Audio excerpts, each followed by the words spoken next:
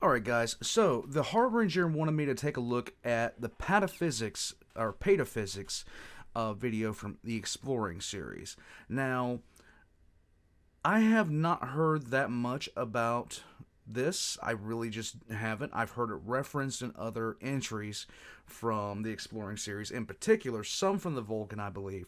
But the main thing that I've heard about this is that it's weird. So, we do weird stuff here. Let's get into it. Thank you for the request, Harbinger. Let's just go. Pataphysics. Oh, pataphysics, okay. I've talked about a number of metaphysical SCPs so far throughout this series, those being articles that look at concepts above the normal level of reality. SCPs that look at things like the afterlife, the nature of the human soul, and the existence of God or gods could be considered metaphysical, so there's a fair amount of them. Pataphysics, on the other hand, is a bit trickier, as it looks at concepts one step up from metaphysics. Okay. This is quite difficult to define in our reality, but in the SCP universe, this is generally represented in the form of the SCP Foundation realizing that they themselves are fictional. This idea largely stems from S. Andrew Swan's 001 proposal, in which the Foundation discovers that their reality is subject to the machinations of a bunch of writers. Nice. Pataphysical SCPs often involve concepts that are more or less strictly imaginary, as far as the SCP universe is concerned, that begin to impact their reality through anomalous means.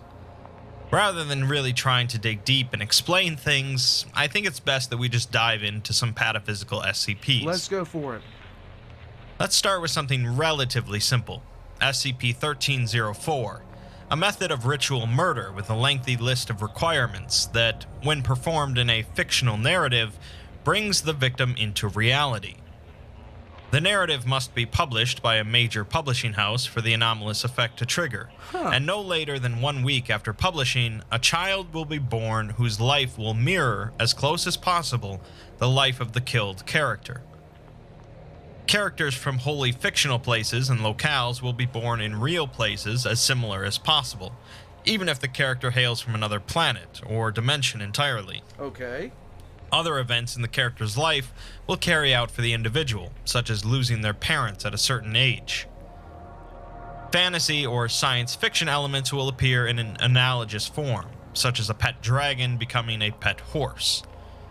This individual will be seemingly unaware of the nature of their creation, and those informed of the specifics of their associated narrative find it to be nothing more than a curious coincidence.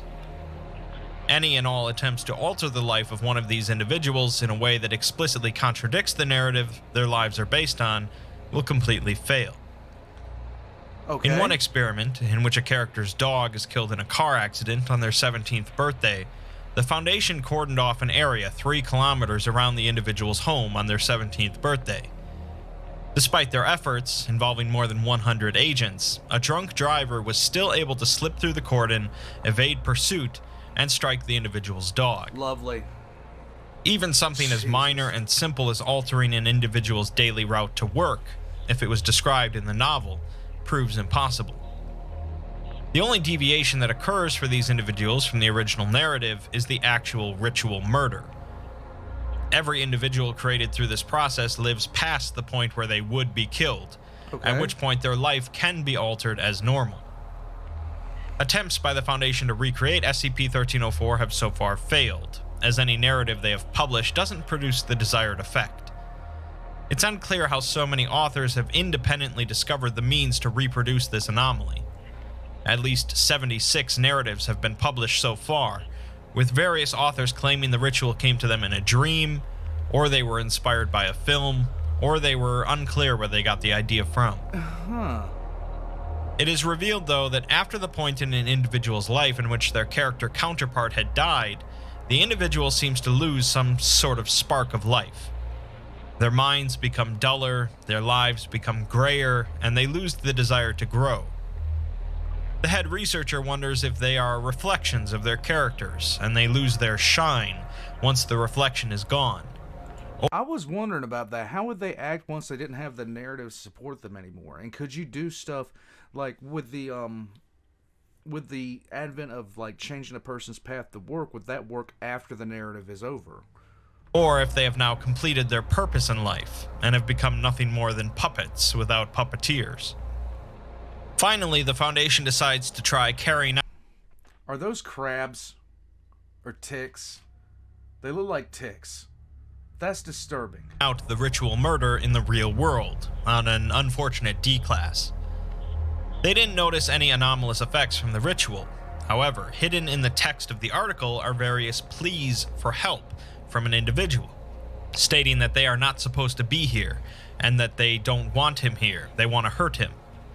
It seems that some part of the D-class was reflected in some other dimension, although the specifics of what happened are left unsaid. As I said, that one is relatively simple, but demonstrates more of what we're discussing here, that being different levels of fiction and reality intersecting on one another through anomalous means. That looks awesome. Moving from books to a television show, SCP-2614 is a DVD copy of the 5th season of The Sopranos television show. Okay. The disc is otherwise normal, unless the play button is pressed on a remote during a specific scene in the show. If pressed, the remote will now allow control over the camera view of the show, utilizing the directional pad and the center button. The camera will be free-moving and fully maneuverable, but unable to pass through solid objects. Despite being in control of the camera, the events of the show will continue to transpire in real time, and the scenes will no longer transition where they normally would, allowing the viewer to observe events outside of the script. The fictional world inside of the show is filled with a large number of individuals, and researchers even took the camera to the city of Boston to see the extent of habitation. Despite the overall realism presented, there are some oddities present due to it being a televised world, such as major characters being unusually audible in social situations. The Foundation spends some time wandering the world of The Sopranos, observing characters outside of scripted scenes as they act in an expected manner. The DVD had the word bookshelf written on it in black marker, which directed researchers to a bookshelf in The Sopranos' living room. Here they found a note written in a journal reading, "Art is the emanation of man. Man, the emanation of nature. God, the grandfather of art." In other words, God creates man, man creates art, therefore art wouldn't exist without God. The Foundation then discovers that if they move the camera into a screen showing some other form of media inside of the Sopranos world, they can actually move into that world as well. They discover this by moving into a screen at a library showing The Wizard of Oz. They move the camera east for a number of days before entering what appears to be an outer space void colored pink and yellow. Still in the Wizard of Oz world, they move to a private showing of the Disney film Snow White. In this world, they move upwards until they see a continent separate to the one the events of the film take place on. Moving to this continent, they discover a young man in combat with a boar-like creature, and it's revealed that the princess's stepmother is a dark sorceress that had been manipulating events to ensure the crown for her youngest son. At this point, since there are no TV screens here, the researchers reset things back to the Sopranos world, and move into a screen showing an episode of The Simpsons. Oh God. When the camera is moved out of the primary city of Springfield, researchers found characters in the style of the show Family Guy, despite the crossover episode between the two airing 10 years after this specific 5th season episode of The Sopranos. The cartoon physics of The Simpsons world was observed to cause considerable Was it because they were in Ohio? Environmental and occasionally urban devastation. Back in the Sopranos world, researchers went into a number of other films, including The Last Temptation of Christ, in which, after the final scene, the screen flickers to white rather than going to credits, and the forward movement of the camera was left on overnight. The next day, the camera was stopped in front of a luminescent female figure. The rest of that experiment has been expunged. Then they try a few other experiments, such as entering a commercial, which descends into chaos after the 24 seconds of runtime is up, and an MP3 visualization on a computer, which consisted of a dark blue void with other waveforms in the distance, believed to be visualizations playing on other computer screens. Things get really weird though when they decide to enter a screen displaying a popular TV show inside of the Sopranos universe called Sandman. In one scene of the show, another note in a journal was found, reading, "There was no God here, though I cried. I found his shadow and could not die." Going one step further, inside of the Sandman show, which is inside of Sopranos, there is a... I love the fact that knight or whatever has the symbol of Gondor on his back. I'm just saying. popular long-running sitcom called Caroline. The Foundation managed to enter this show, but found its world completely uninhabited. What they did find, however, was a film playing inside of an abandoned home, a slasher movie titled Snakebite. Upon entering the film during a scene in which the killer corners the main character in a swamp, both characters turn and look directly at the camera. They otherwise remain unresponsive, and while moving the character out of the swamp and into a local movie theater, all characters found behave the same way, following the movement of the camera. In the theater, a romantic film is playing, displaying a scene set in a diner. Upon entering this film, the diner's lights become a deep red color, along with the rest of the lighting in this world. Here comes the part where it gets creepier. The surrounding city appears to be uninhabited. The sky is black and devoid of stars, although a dark red glow is seen on the horizon in all directions. All of the television sets present in this world displayed only static, so researchers decided to enter one. Once inside, the static appeared more like a cloud or field as the camera moved through. Eventually, the camera view ended up in a brightly lit hallway, only allowing for forward movement. As the camera advanced, the image became more saturated, and the rest of the data is expunged. An attached note tells us that this data is concurrent with Pataphysical Hypermodel DMRG. What? DMRG seemingly stands for Demiurge, an entity in Gnosticism believed to be akin to a false god who creates a false reality to deceive mortals. Basically, the Foundation went a bit too deep, and they don't like what they're seeing here. Not a god, but a shadow of a god. That was a hallway inside of a romantic... Like the journal was talking about, he found the shadow of a god. That's what that other guy found. This is one of the things... Oh my god. Okay. Film, inside of a slasher film, inside of a sitcom, inside of a serial drama, inside of a serial drama. Yeah. So we're getting pretty pataphysical here. Let's scale things down slightly, though, and look at SCP-3166, a 2.1 meter tall humanoid that's presumed to be pataphysical in nature, and only manifests when the Garfield media franchise is performing poorly in terms of public reception. I love this one. This one's just not correct. This one's not right at all. This entity's exterior is covered with cat fur, resembling a crudely made costume of the Garfield character, while its interior is composed entirely out of lasagna. Lovely. When the Garfield franchise is performing poorly, 3166 will manifest near a suitable individual and begin to approach them with violent intentions.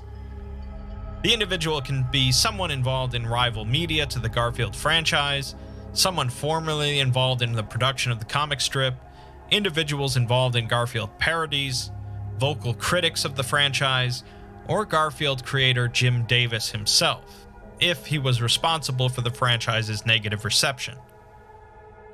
Upon reaching the target, 3166 will attempt to harm them through a mixture of blunt force trauma and force-feeding them lasagna, obtained from self-disembowelment. Oh my god. 3166 can be drawn away from this goal by the I don't even like lasagna. This would be horrible. Presence of lasagna, as it will make absorbing the lasagna into itself its primary focus. I don't understand. Through the attacking process, 3166 will vocalize by making various sounds akin to an extremely agitated cat. 3160. That's a personal nightmare.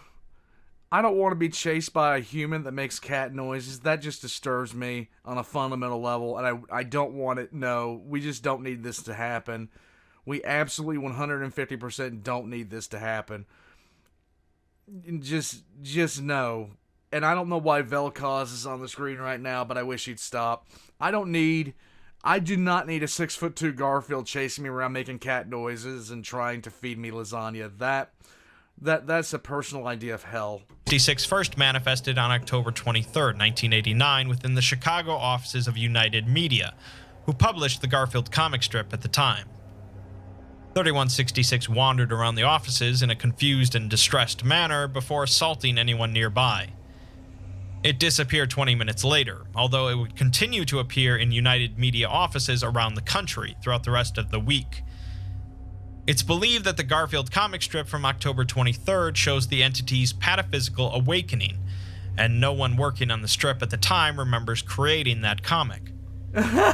Finally, it was determined that the meat present in the entity's interior lasagna is genetically identical to that of Jim Davis, who has complained of severe mosquito bites on nights preceding 3166 manifestations. That's disgusting. Aside from the obvious comedic factor of it being an anthropomorphic version of Garfield filled with lasagna, it's a pretty interesting SCP. No, that's terrifying. And a little worrisome, as the Foundation isn't sure why it appeared in the first place, and can't really control it, outside of ensuring the Garfield franchise remains successful. Let's get back into the deep end, though, with SCP-3309. It begins with a notice from the Pataphysics Department that this file describes an unpredictable narrativic anomaly intersecting with multiple sub-narrative layers. Yeah, sounds pretty pataphysical. We have to be inoculated against the embedded narrativo hazards before we can continue, which involve... So we have cognito hazards. Now we have narratu hazard. I'm an idiot. Why do you guys pay attention to me? I was reading a specific paragraph. Sometimes we don't fade until it's too late, until we've withered to the bone, and at the end there's nothing left. It's forgotten. Memories, hopes, dreams, we're all forgotten. How can we know that people even have these memories, these hopes, and these dreams? Who could forget us if there was nothing there to begin with? We fade from the minds of others, but not from our own. We live with it until we can't live any longer, until we forget that there was ever any way we could live in peace. And then that's when we fade away. Fade away. That finished, we learned that SCP-3309 is a phenomenon in which cataloged anomalies spontaneously disappear, including anomalous objects, entities, locations, and conceptual structures, so basically anything with an SCP designation. Between 24 and 36 hours before the disappearance, a note is added to the SCP's file, which states that if you are not the author and you want to rewrite this article, you may reply to this post asking for the opportunity to do so. Please obtain permission from the author. For those unaware, this message is posted whenever an SCP on the SCP Wiki becomes too low rated and is marked for deletion. After the 24 to 36 hours, all documents related to the SCP are wiped from the Foundation's file systems, including their most secure servers, and the anomaly itself becomes either neutralized or disappears entirely. What's worse, around 71... Why this art? This is creepy as hell. And he's got Ultimate X-Men comics. What is it? Bad lady. Percent of disappearing documents are connected to other unaffected anomalies, leading to a weakening of the Foundation's overall containment network. The Foundation decides to see what connects the anomalies that are disappearing, which amounts to around 40 each month. Affected items often involve documentation with excessive containment procedures, with either a misunderstanding of the anomaly's nature or an unprofessional level of care involved.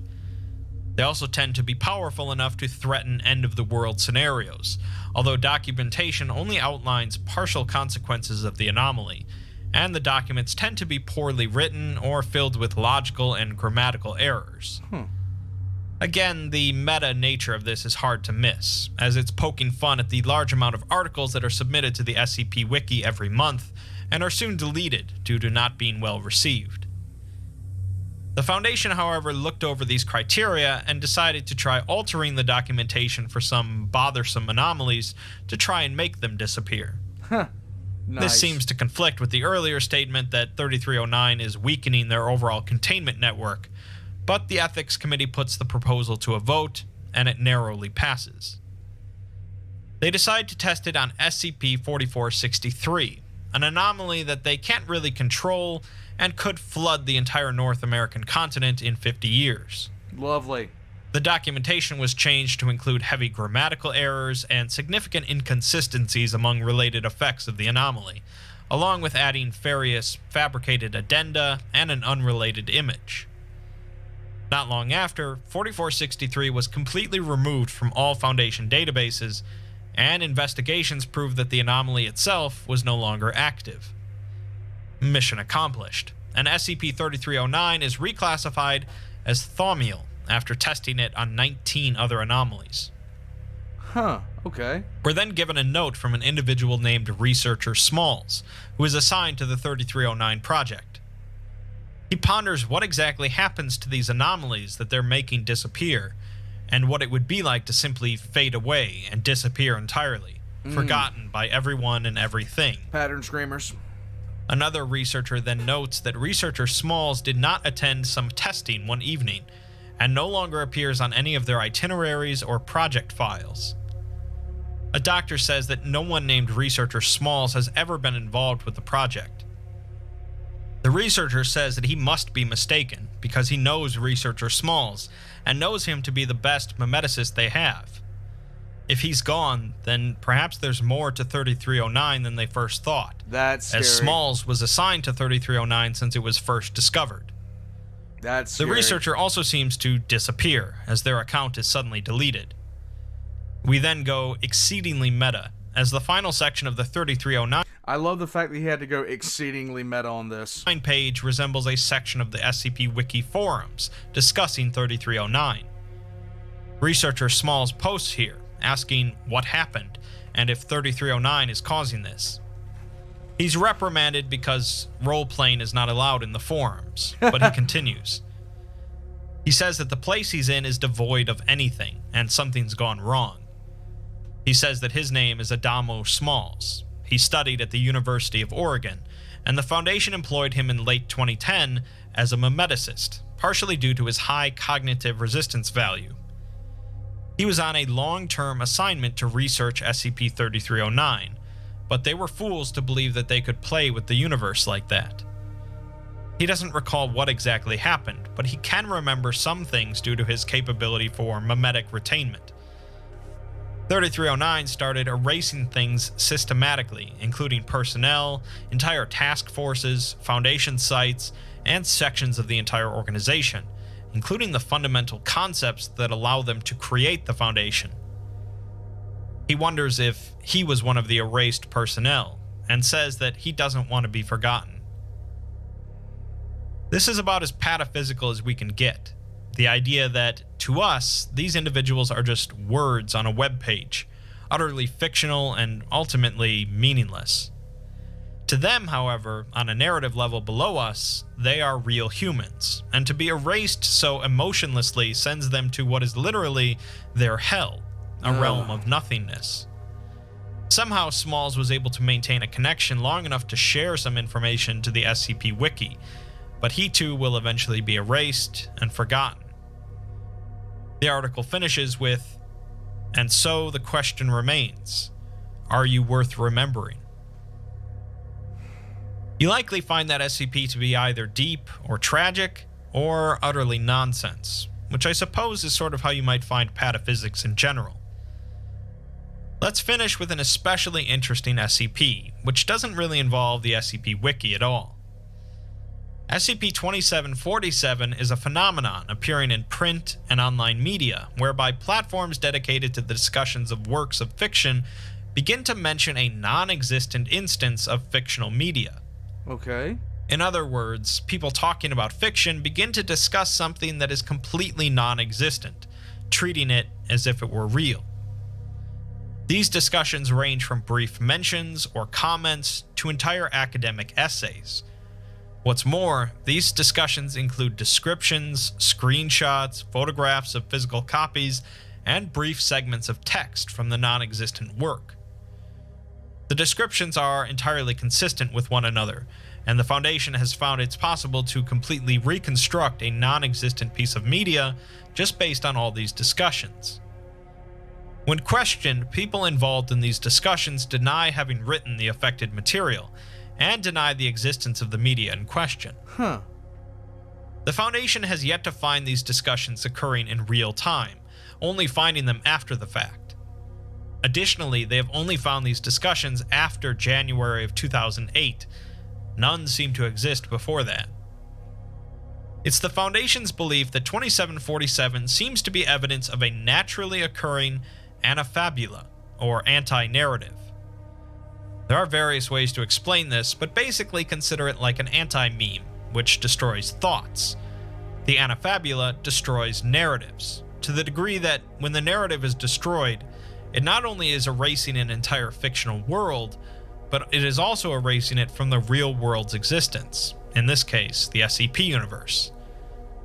These anafabulas seem to be popping up naturally, meaning that through a unique combination of concepts, tropes, and signs throughout different narratives, the anafabula is coming into existence, leading to the narrative's destruction.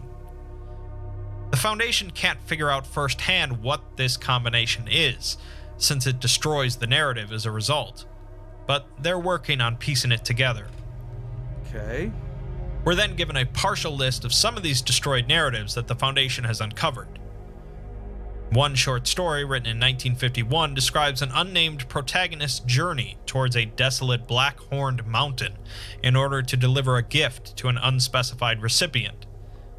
His journey is rough and treacherous, and he ends up dying of exhaustion, appearing to be no closer to his goal than when he began.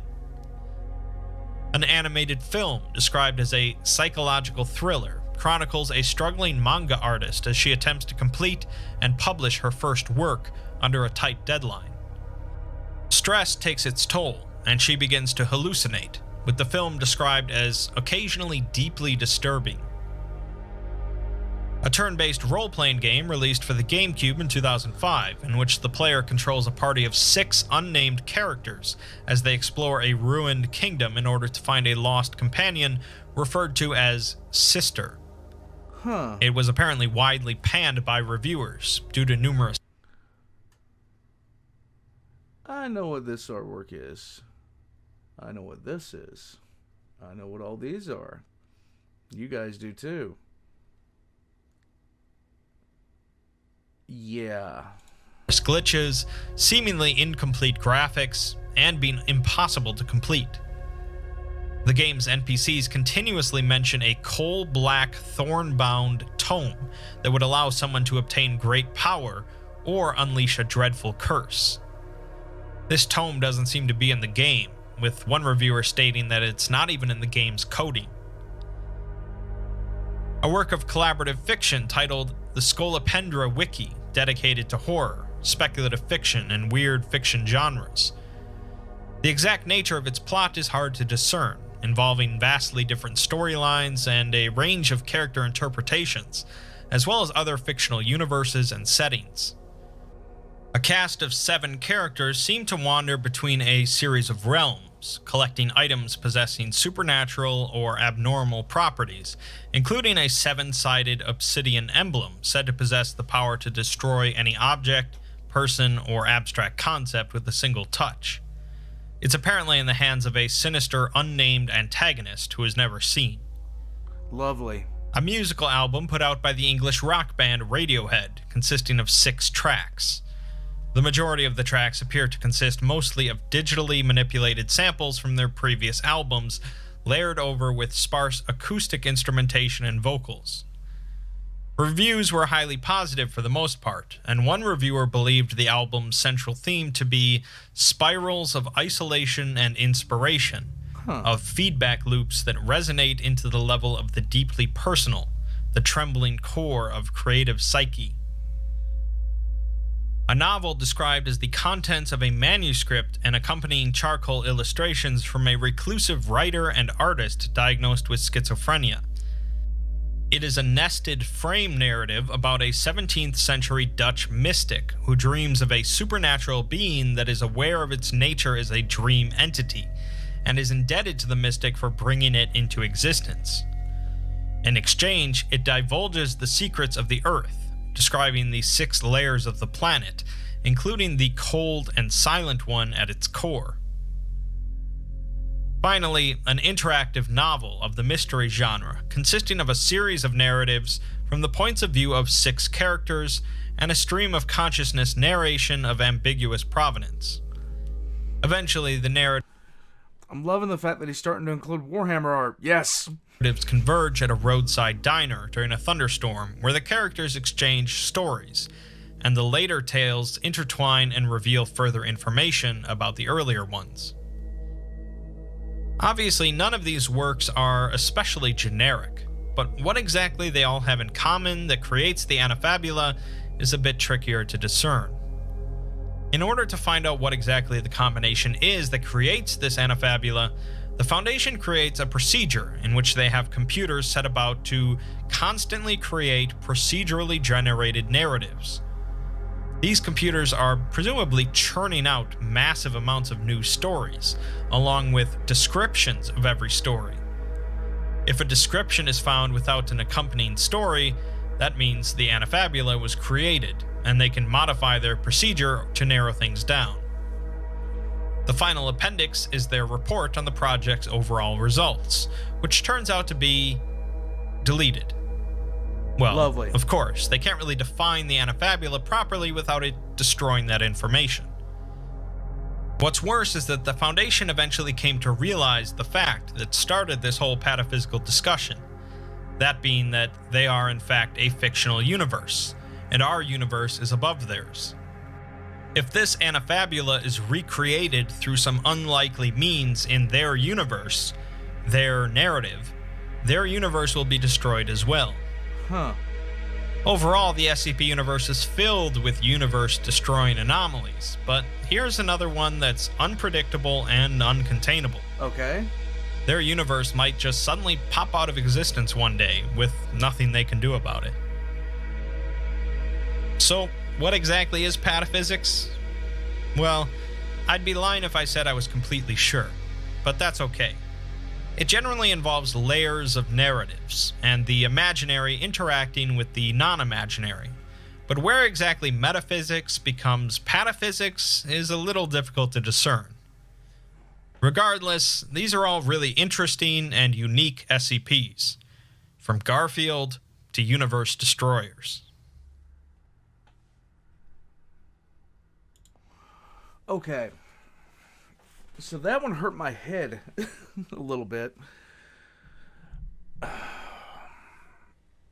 lot of those SCPs, I love the fact that he used the SCPs to describe what was going on. Especially when it came to, like, the Garfield one, the Sopranos tape. The last little bit, though, was just so... There was so much going on that was kind of hard to track. It really was. I was warned beforehand this was going to be hard to keep track of because of how much stuff is involved in pataphysics. So basically, the Foundation knows that they're a fictional creation. That's lovely. There's so much to enjoy about SCP. There's so much left to enjoy about SCP. Guys, keep on with this journey with me because it's not going anywhere for some time. There are so many, just so much stuff to get into. And one of these days I'm going to get into it myself as far as like putting out stuff. I have something in the works for that already. This was a very extremely deep and involved series of SCPs and explanations as far as what came from where and how. The one that kind of gets me the most is the Sopranos tape, because I think it would be interesting if it was at all possible to check out some of the worlds that you see on in fiction. You would really want to see those worlds. But yeah, okay, I'm done. This is gonna make my nose bleed if I think about it too much, guys. Just concepts like this are just require so much thought and processing to put into play. I love every bit of it. All of the Exploring series links are going to be in the description down below, right next to my own. If you guys would like to support the channel, hit the like button, leave a comment down below. If you'd like to support the channel through other means, I have a Patreon and PayPal and merch down below as well. I am thoroughly my brain is spaghetti right now. It is not lasagna because I don't want Garfield busting through a wall like the Kool-Aid Man. I will catch you guys next time. My head hurts. I'm done.